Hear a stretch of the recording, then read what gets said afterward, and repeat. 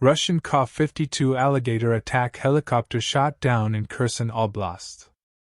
Hello everyone, and welcome back to the attack news. An anti-aircraft missile unit of the Ukrainian Air Force has destroyed a Ka-52 Alligator attack helicopter in the skies over Kherson Oblast. On October 19, around 10:30, a unit of the Kherson Anti-Aircraft Missile Brigade of Air Command Pivden, South, shot down a Ka-52 Alligator attack helicopter belonging to the occupiers in the Beroslavsky district in Kherson Oblast.